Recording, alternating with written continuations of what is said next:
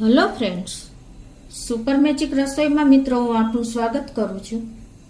આજે આપણે જે મલાઈમાંથી માખણ કાઢીએ છે અને જે છાશ બચે છે ને એ છાશ આપણે મોસ્ટ ઓફ ફેંકી જ દેવી પડે છે, કેમ કે એ છાશ પીવા લાયક તમને લાગતી જ નથી. કાંઈક વાસ આવે છે, એક અલગ જ પ્રકારની સ્મેલ એમાં આવતી હોય છે પરમાનન્ટલી.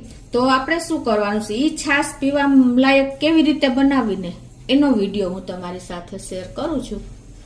તો તમને ચોક્કસ આ વિડીયો લગભગ લેડીઝને ઉપયોગી જ થશે મિત્રો. તમને ગમે તો લાઈક કરજો, શેર કરજો અને સબસ્ક્રાઈબ કરવાનું તો ભૂલતા જ નહીં. અને મિત્રો બાજુમાં રહેલું બેલ આઇકનને પણ પ્રેસ કરજો, જેથી કરીને લેટેસ્ટ વિડીયોની માહિતી તમને મળતી રહે. તો મિત્રો મેં જો આ 5 દિવસની મારે મલાઈ છે. ગાયના દૂધની મલાઈ બહુ વધારે હોતી નથી, અને આ મલાઈમાંથી આપણે જો આ રીતે માખણ અલગ કરી લઈએ છીએ. કોઈ ટાઈમ નથી લાગતો. મેં તમને ઘણા પણ વિડીયો આ રીતે માખણ કેવી રીતે ઇઝીલી અલગ કરવું ને મલાઈમાંથી એના વિડીયો શેર કર્યા છે. આ રીતે તમે કન્ટિન્યુ ચલાવશો ને એટલે ઇઝીલી માખણ એનું અલગ થઈ જશે.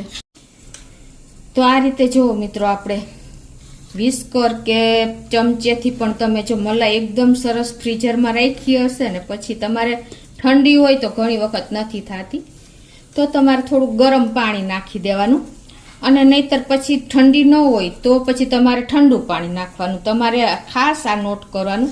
એટલે તમે આ રીતે વિસ્કરથી કે ચમચેથી કરશો ને તો કોઈ ટાઈમ નહીં લાગે, અને 5 મિનિટમાં જ તમે આમ ખાલી બ્લેન્ડર ચાલુ કર્યા વગર તમારે માખણ તૈયાર થઈ જશે મલાઈનું. જોવો કેટલું સરસ આપણે છાશ ને બધું અલગ થઈ ગયું છે.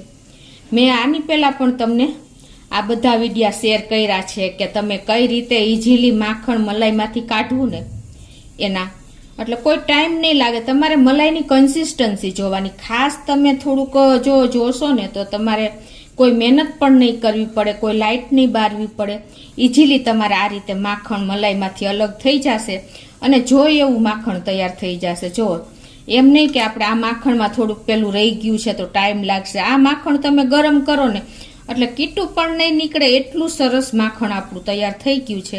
એનું કારણ એ છે કે જો તમારે મલાઈ ઠંડી હોય તો તમારે સેજ ગરમ પાણી નાખવાનું, ન થાય તો. અને તમારી મલાઈ ગરમ હોય તો તમારે ઠંડુ પાણી નાખવાનું. પછી તમારે કન્ટિન્યુ વિસ્કર ચલાવવાનું. અને એમ છતાં ન થાય તો તમારે બ્લેન્ડરનો ઉપયોગ કરવાનો છે. આજે મારે જાજી મલાઈ નહોતી એટલે કોઈ ટાઈમ નથી લાગ્યો. બરાબર, જો તમને ખ્યાલ આવી જતો હશે. મેં જો કેટલી સરસ આપણે માખણ અલગ થઈ ગયું છે.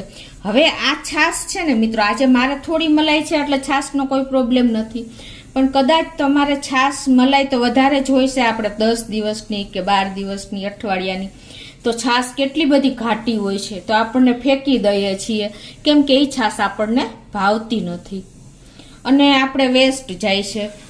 તો આપણે એને પીવા લાયક કરવા માટે આજે હું તમને એ વિડીયો શેર કરું છું કે એને પીવા લાયક કરવા માટે શું કરવાનું. પહેલા તો આપણે છાશને એક અલગ જ વાસણમાં કાઢી લેવાની. આ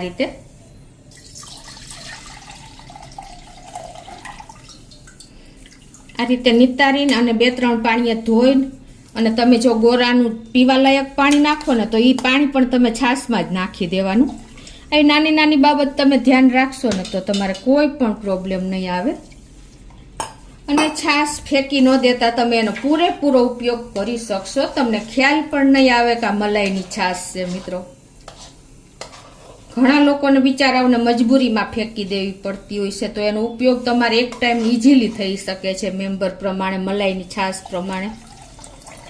આ રીતે જો મેં 2 થી 3 પાણી માખણ ધોઈ લીધું છે, અને આ માખણ ગરમ થતા પણ નહીં વાર લાગે. જો તમારી મલાઈમાં વાસ આવી ગઈ હોય ને તો જ તમારી છાશ ગંધાય, નહીતર તમારી છાશ ગંધાતી નથી. પણ તોય આપણે નેચરલી છાશ જેવી છાશ રહેતી નથી.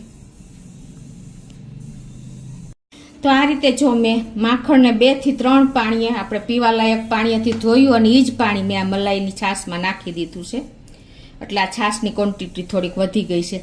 હવે શું થાય છે, હવે તમે આ છાશનો ટેસ્ટ કરો ને તો તમને આપણે જે દહીંની છાશ કરીએ છીએ ને એવો ટેસ્ટ બિલકુલ આવતો જ નથી. એટલે આપણે આ છાશને ફેંકી દઈએ છીએ, પીવા માટે ઉપયોગ જ નથી થતો.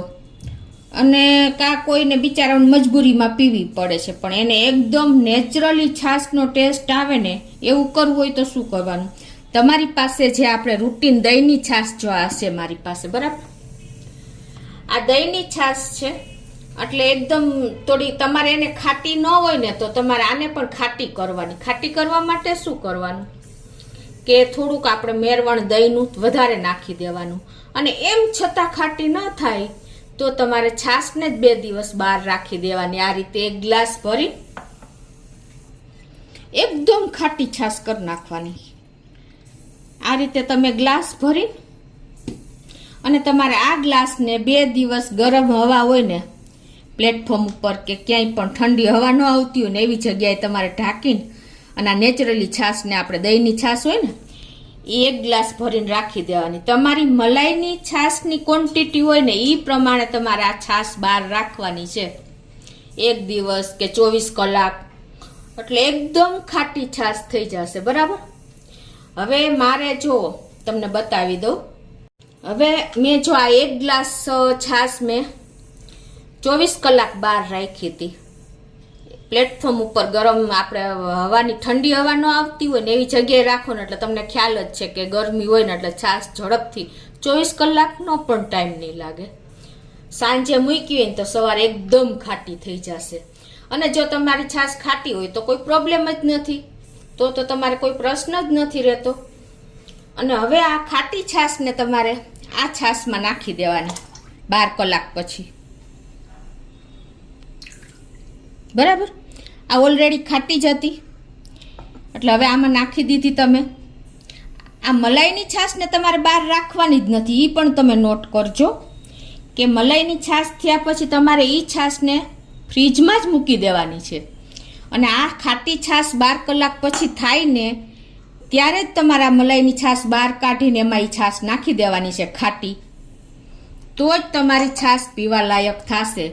અને પછી તમે જો આ છાશને એકદમ પીવા લાયક જ થઈ ગઈ હોય છે, કેમ કે આમાં તમારે ઓલી જે છાશ બની છે મલાઈની એ તો તમે ફ્રીજમાં જ રાખી દીધી એટલે એમાં કોઈ પ્રોસિજર થવાની જ નથી. અને આ ખાટી છાશ તમે એમાં એડ કરી દીધી 12 કલાક રાખ્યા પછી નેચરલી ખાટી છાશ, એટલે આ છાશ હવે તમારે પીવા લાયક થઈ ગઈ. મિત્રો તમને ખ્યાલ આવી ગયો મેં જે સમજાવ્યું એમાં, કે તમારે ખાટી છાશ બનાવવા માટે તમારે નેચરલી છાશને 12 કલાક બહાર રાખવાની, મલાઈની છાશને બન્યા પછી ફ્રીજમાં રાખી દેવાની, પછી 12 કલાક પછી તમારે મલાઈની છાશમાં નેચરલી ખાટી છાશ એડ કરી દેવાની. એટલે તમારી આ છાશ તમને ખ્યાલ પણ નહીં આવે કે તમે દહીંમાંથી બનાવી છે કે મલાઈની છે. સમજાઈ ગયું? તો ઘરે ઘરે આ વિડીયો ઉપયોગી થશે જ મિત્રો. મને 100% હું તમને ગેરંટી આપું છું કે આ છાશ પીવા લાયક જ થઈ જશે. તો તમને ચોક્કસ આ છાશનો વિડીયો, મલાઈની છાશનો વિડીયો ઉપયોગી થશે મિત્રો. તમને ગમે તો લાઈક કરજો, શેર કરજો અને મિત્રો સબસ્ક્રાઈબ કરવાનું તો ભૂલતા જ નહીં.